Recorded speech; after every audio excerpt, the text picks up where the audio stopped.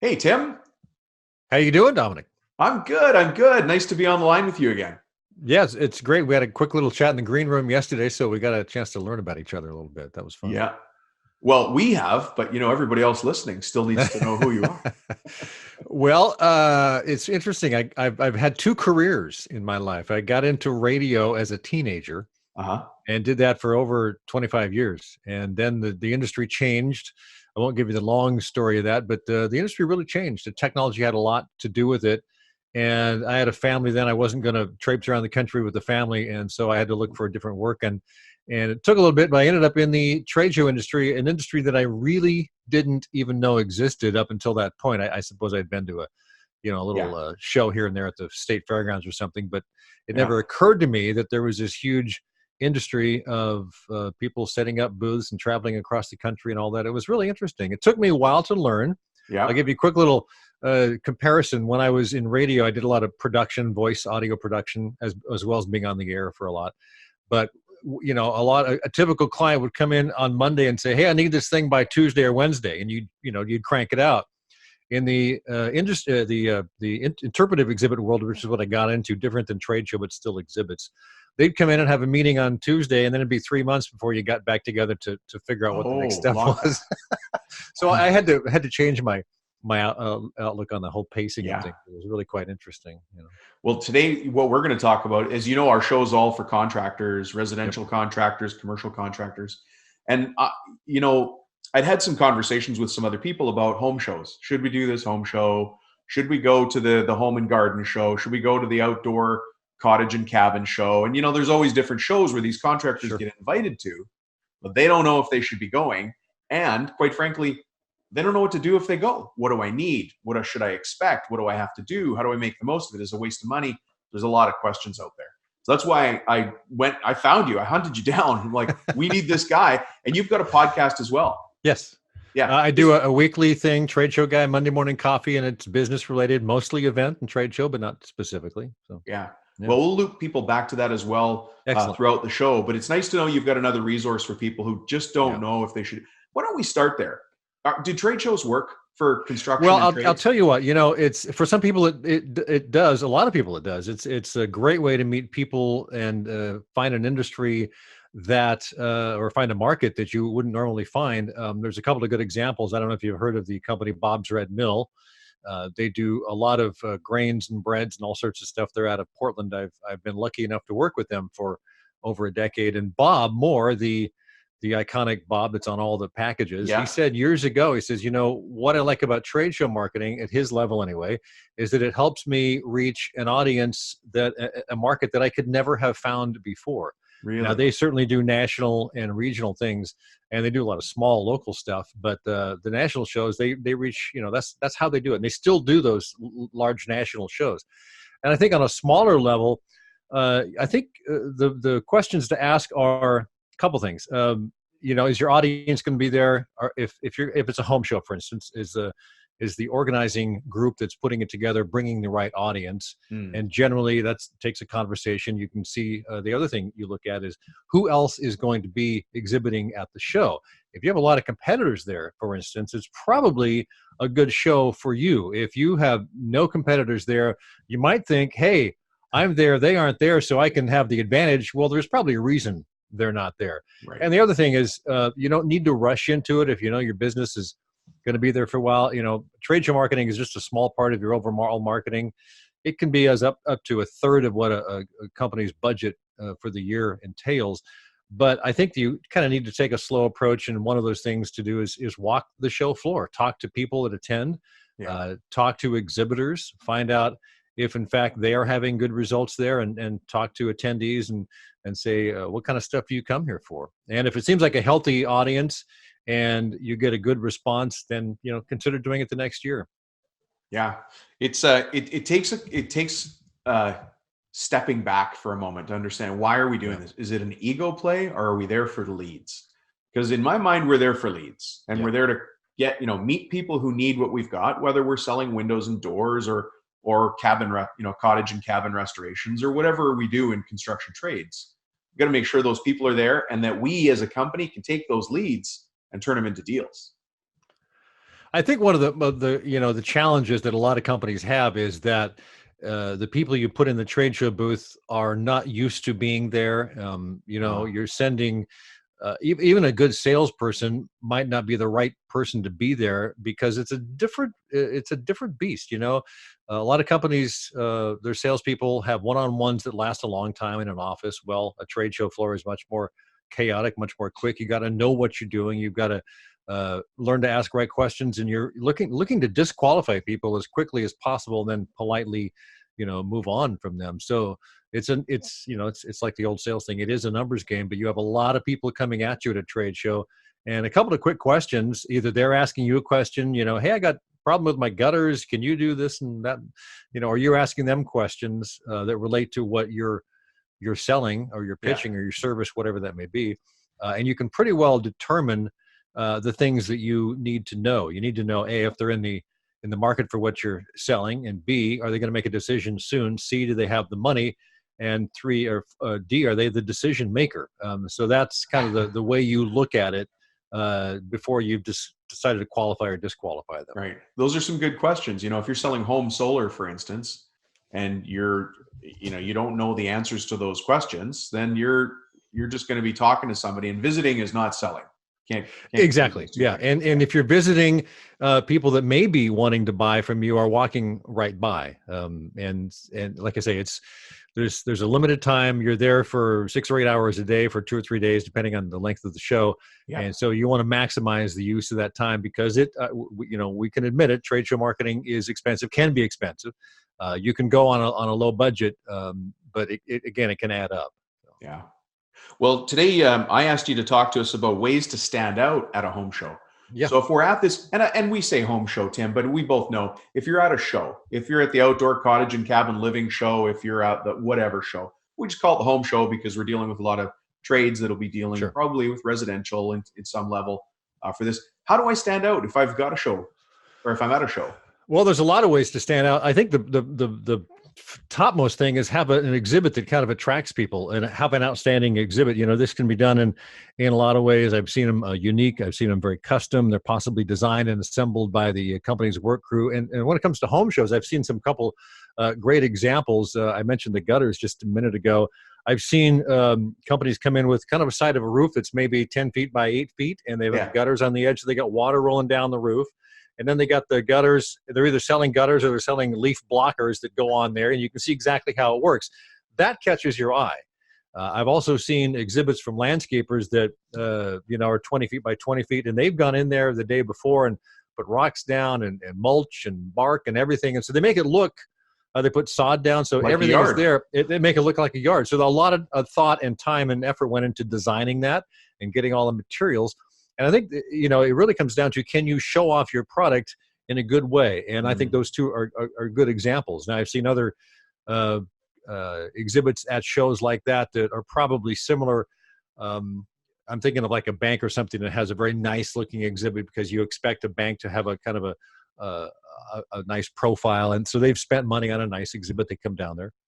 But there's a lot of different ways you can do it. Having an outstanding exhibit, I think, is probably the first thing to consider.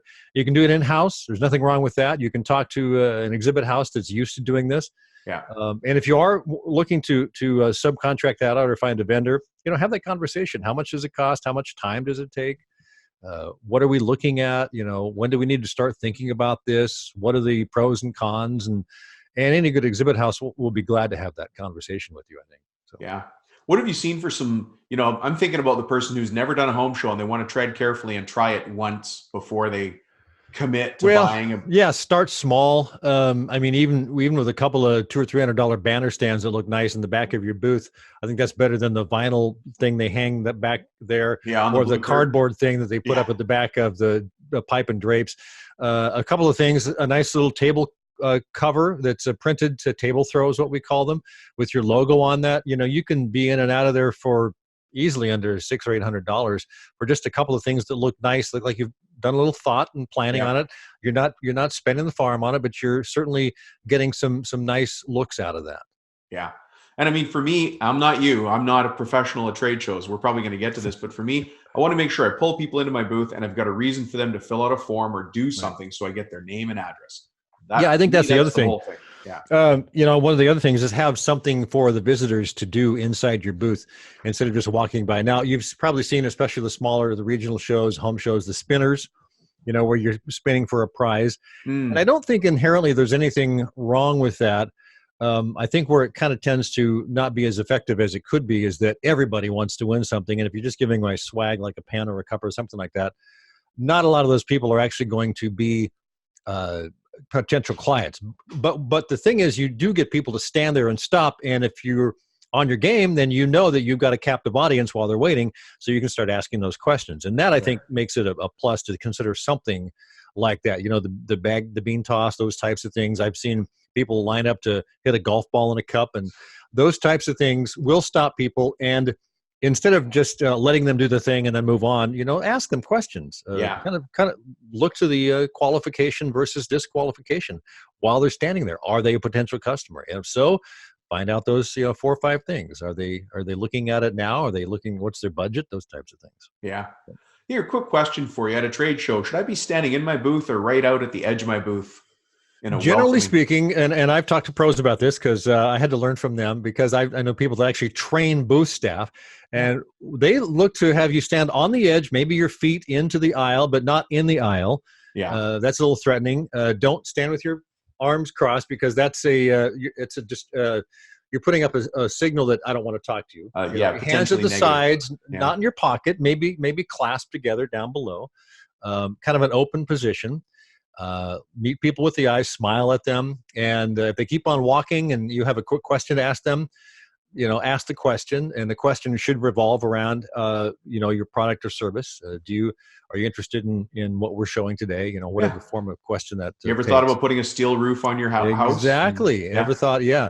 If you're into the shipping, does your company ship big boxes like more than 5 times a day? Whatever you're trying to find the niche. And if they answer affirmatively, you might have a next couple of follow-up questions, and then you can continue from there. But if they say no, if you've determined quickly, then thanks. No, yeah, thanks for coming by. Appreciate it. They're not a potential client.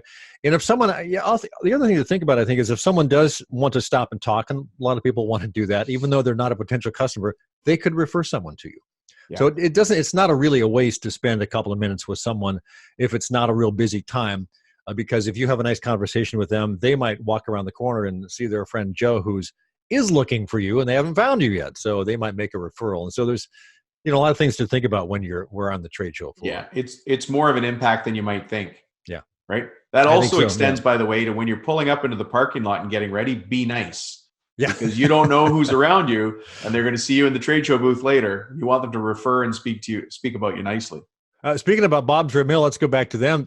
Even at work, even at their office, their corporate headquarters, everybody wears a branded shirt. That's where I got the idea for the branded shirt. I've Right. seen them on the airplane. They all wear branded shirts all the time in public. They're pushing their brand subtly, but it's Yeah. always out there. So they're always wearing those shirts in the booth, and they're always wearing those shirts at work. And if you see them on the plane, you'll know exactly, hey, you work for Bob's Red Mill. I've got a whole bunch of Bob's Red Mill closed up in my pantry closet. So Bob's face is there, but he's literally behind closed doors. Yeah. You've given us 2 points so far. Have you got anything else that we need to know to make the most out of doing a home show?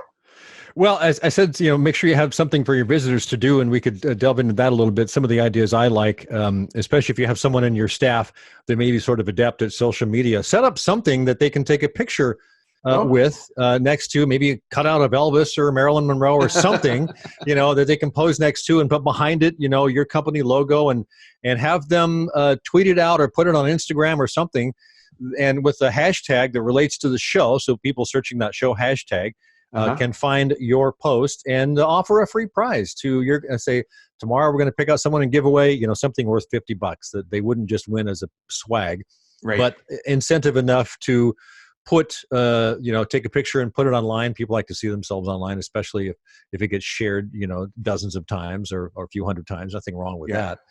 So that's something else to do. People with their, cameras, everyone's got one of those, it seems like. It's kind of rare when someone doesn't. So social media is another way to have something for people to do when they're in your booth. Yeah. I just want to remind people listening that a lot of what Tim and I are talking about here has to do with getting customers. And there's a cost to getting customers, and then there's a value for having that customer. the scientific language is acquisition cost and then lifetime value. If I'm going to spend $50 on a prize, to some people that sounds really expensive for a single prize. Oh yeah, yeah. But if I'm going to sell a steel roofing system for 30 grand, and my margin on that is $9 grand, a $50 prize is a pretty good way to lock that down. And what I want to do now is sell as many of those as I can after I've paid for the home show and paid for the booth, so I make the most out of my investment. So for those of you listening thinking, oh, it sounds expensive, think about what you're going to sell and what your margins are from getting the deals from this show, because it's a real big bump on incoming deals, isn't it? It is. And I think one of the things when you start to do trade show marketing, or if you've done it for a while, is look at all the expenses versus the next 6 months to a year of all the business you got out of those leads. You need to track all of that so you do know what your return on investment is. If you go to a show and you spend $4,000 and a year later you've made $1,000 off of that and you haven't made your $4,000 back, probably not a good show for you. Yeah. But if you got a couple of deals, I actually talked to someone at a show that I exhibited at here earlier this year, and she said, yeah, I did this last year and it cost me like $5 grand to be here, and I closed 2 deals worth 170 grand in the first 2 days. It's like, wow. Okay. That's why I came back. She said, it's not as good this year. I've only got like 50,000. I went, you're still doing pretty good, right? Yeah. Yeah. That's not bad. So do the math, find out what all your expenses are. And if you have to travel, of course, that's part of your expenses, hotel rooms, things like that. If it's drivable, track the mileage and everything. And that way you have a really good sense of if it's a good investment or not. Yeah. I think though, the first time you kind of have to go with your gut. What I would rely on is there's lots of people there, they're there every year selling those, whatever systems there's, let's say gutters or gutter cleaning or leaf guards. If they are there every year, there's a reason. It's got to be working for them. I would agree. They're not going to keep going back for the 4th and 5th and 6th year if they're not getting business out of that. I would agree. Yeah. Okay. You've got us on a roll here. Well, I think another one is have a well-prepared booth staff. We kind of alluded to that. Make sure they know what the goal is, and do they know how to capture the contact information of the leads they're generating for follow-up.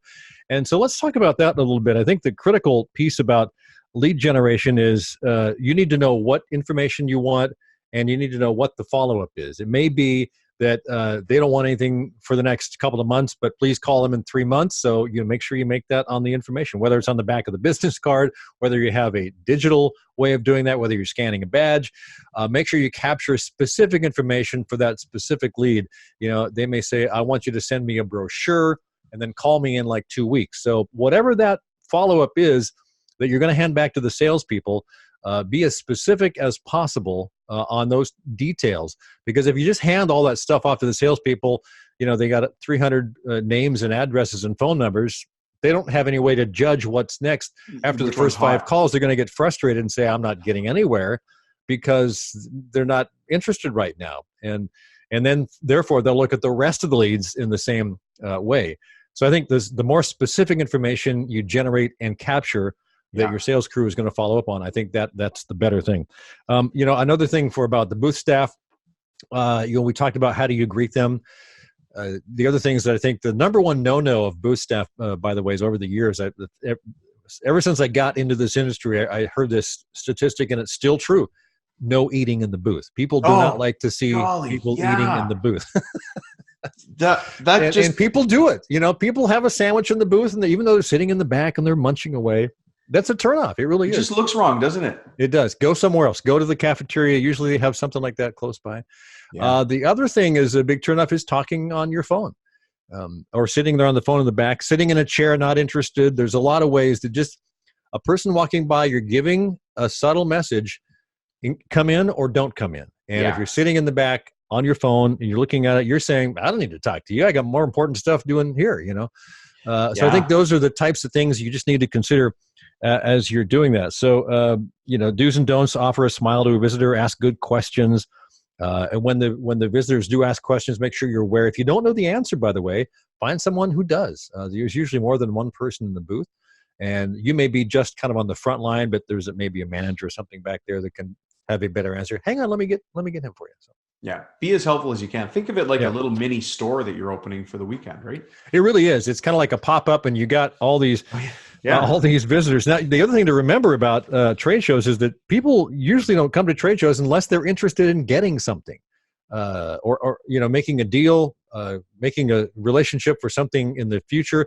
So you got decision makers there, you've got buyers there, you've got a very focused market, which is one reason it costs a lot to be there. But think about it.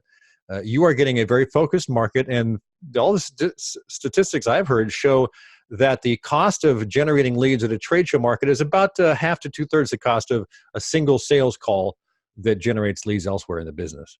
Yeah, that's a good point, that if they're there, they're already buying something. So if you're at the boat show because you also build docks and boathouses, then you need to find out, hey, you're buying a boat. Have you thought about the dock that you're going to be putting up, the boathouse you're going to put it in? We happen to build those. And there's a lot of stuff. I actually attend a number of cannabis shows here in Oregon. It's a legal and you business. Remember going to them, do you? I do remember going to them. It's very business-like, and there's a lot of support businesses that have nothing to do with cannabis except they are bankers or advertisers or support groups that are there.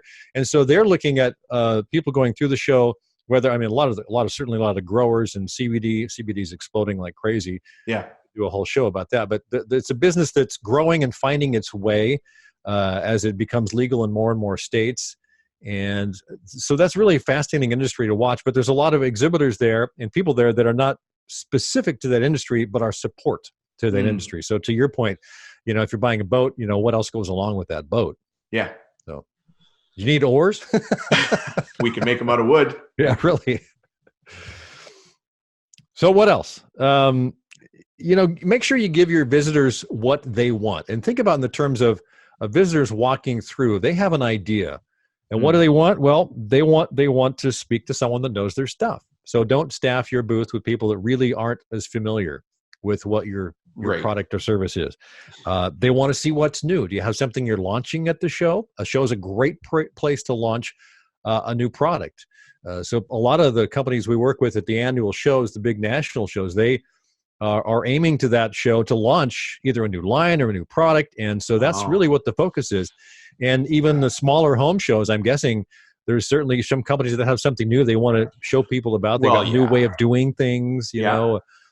So Awards launching a show, photographs of jobs. Yeah. This is the place to give the new stuff out. They want to be treated like a friend. They want to be treated with respect. A warm smile goes a very long way. So, they don't want their time to be wasted. So don't waste their time. Those are the types of things that people are looking for. There's a lot in here. I like how you said, make sure you staff the booth with people that are educated. So I know that when I've gone to car shows or motorcycle shows, sometimes they have models. And we understand those models aren't there to educate me about the product, right? Yeah, in the industry, we kind of call them booth babes, and they're pretty rare these days because the world has changed. It's very old school. I suppose if you have a company that actually sells something that relates specifically to a girl in somewhat skimpy clothing, that might be appropriate if you are a clothing manufacturer. But generally speaking, it's just doesn't go over well with the audience these days, frankly, as it did 30 years ago. So you gotta be on point and have educated people in the booth who can speak to whatever you make or create or whatever your construction or trade is. Yeah, exactly. Okay. So another way to stand out, I don't know what we're up to, number 5 or so. Yeah. I always like it when you've got a staff that's got 5 or 6 or 8 people, and they're all wearing the same color of T-shirt, like a purple T-shirt that's got their logo on the front and maybe a great statement on the back. And if it's a 2 or 3 day show, every day they put on a different shirt. And so immediately that those people are working at that booth. They're part of the gang. And if you have a question, you ask them. It's a kind of a subtle thing, but depending on the shirts, it stands out. It's not all that subtle. And especially if someone happens to go to the show in a couple of days in a row, they can see the different shirts. Some people do, some people don't. But having a uniform of sorts, and certainly an economical way to do that is to have a colored T-shirt with your logo printed on the back, on the front or back.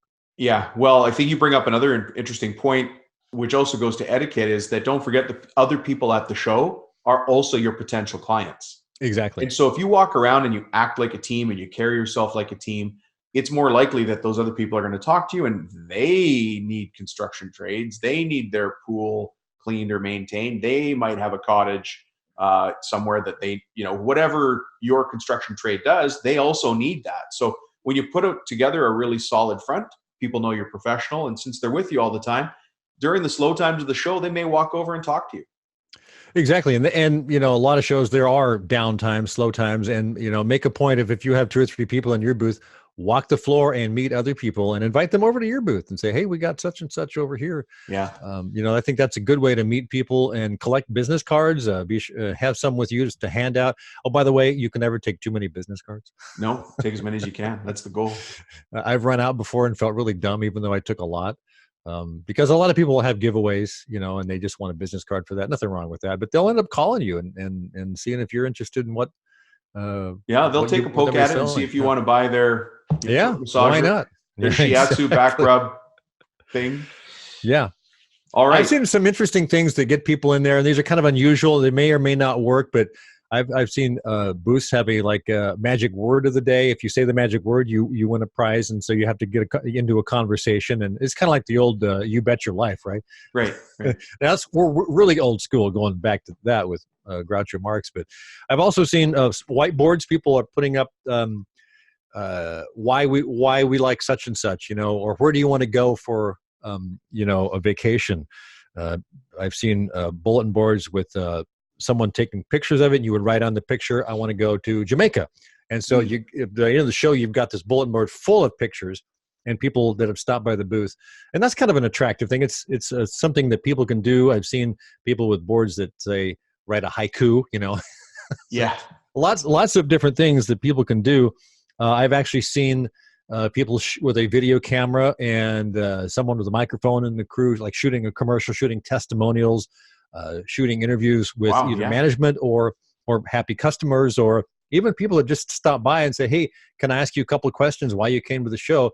It's kind of an eye attractor. If you walk by and you see someone out of the corner over here with the camera and they're talking to somebody, you kind of go, oh, what are they doing over there? Yeah, what do they do? I might need that. Yeah. I might need slapjacking for my rental properties or whatever. But a nice video camera on a tripod. Even these days, an iPhone has such great quality, or a smartphone.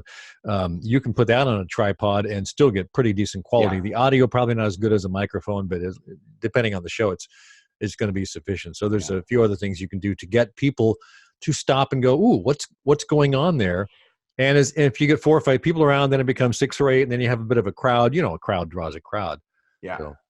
Well, I would think that showing my product in use as much as possible would help. So if, for instance, I was a solar power contractor and I had a demo there showing, the solar guys are going to get mad at me, but showing how a microwave runs off a solar panel so that people come over and it starts the conversation, and we can say, well, here's our kit, here's the box, here's the racking, here's the inverter, here's how the power flows, and educating the customer. Show me how the product works, just like you said, the gutters with the water running over and the leaf guards.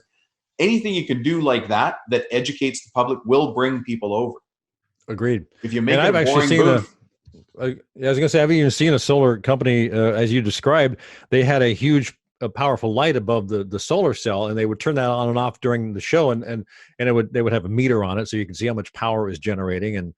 And I've actually seen that outside at a couple of shows too. So in the sun, and that's a great way to show off what your solar cells do, and your solar roof, or whatever the thing is that you're selling. So so if you can show your stuff in action, that is a good attractor, and it'll inspire questions. People will start asking questions, and then they may be thinking, gosh, I'd love to have a solar roof, but how much is this stuff going to cost me? And then next thing you know, you're in a conversation, you're collecting a name and a phone number, and they're saying, yeah, I'm going to get a tax return here in a couple of months. Maybe you should call me. You just never know. You don't know. But what I'm learning from you in this, though, is the trade shows work, is that there definitely is a return on the investment. There is, if you go into it knowing you've got to do more than just show up.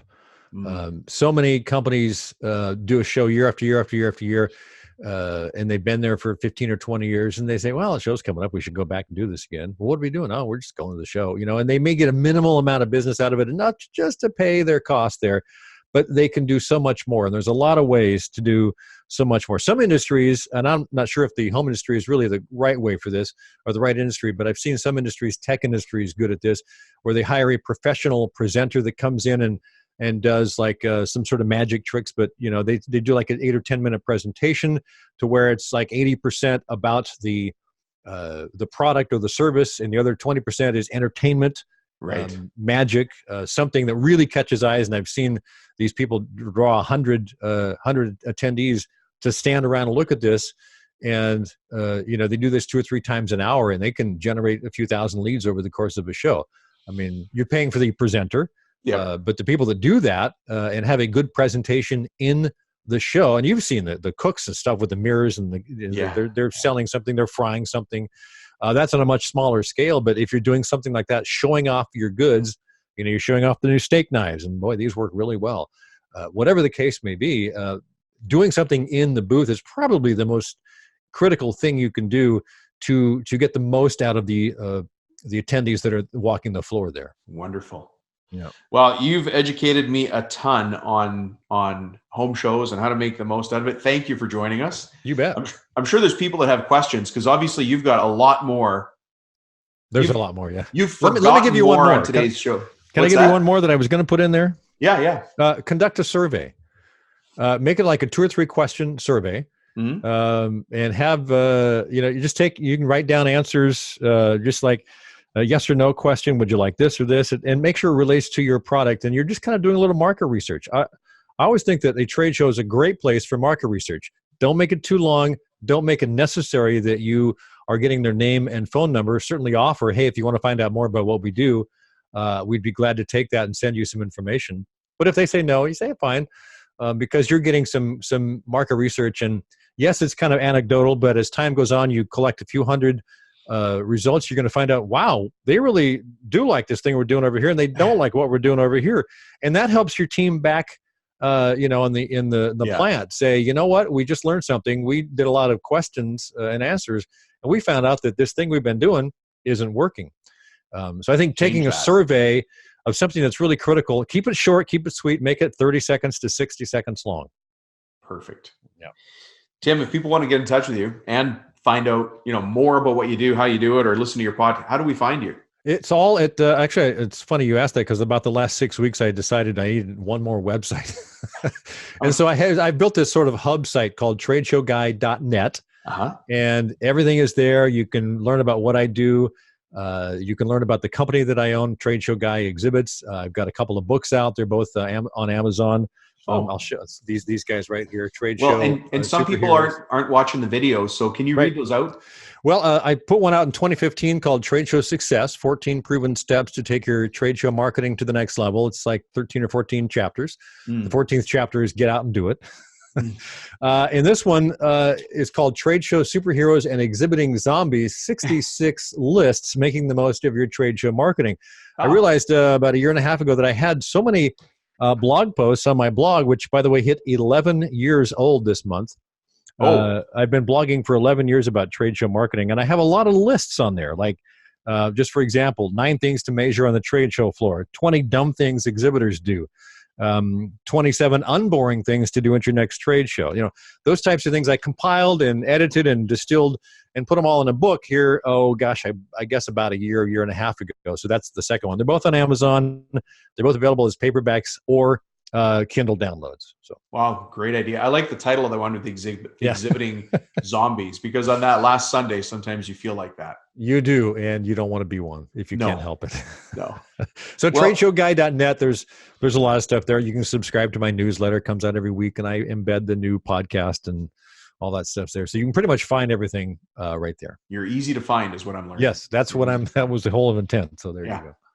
Well, Tim, thank you so much for taking the time today. I appreciate it. And I know you've educated, our listeners, and I think they're going to appreciate it as well. Some of them, as you know, are going to listen to this and say, I'm never doing a home show. Yeah. But there's a lot of people listening who have been thinking about, should we do one? And I think you've taken us a long way on understanding where the yes or the no comes. And I think there's nothing wrong with starting small, and like I say, just get the little table cover that looks good and the banner stand, and be able to be prepared to answer questions and maybe give out a couple of, bit of swag or something. Yeah. But I think there's nothing wrong with that. You can get into it and at least get your feet wet for a pretty low budget. Excellent. Well, thank you so much for joining us today, Tim. Thanks, Dominic. I appreciate you having me. Have a great day. All right.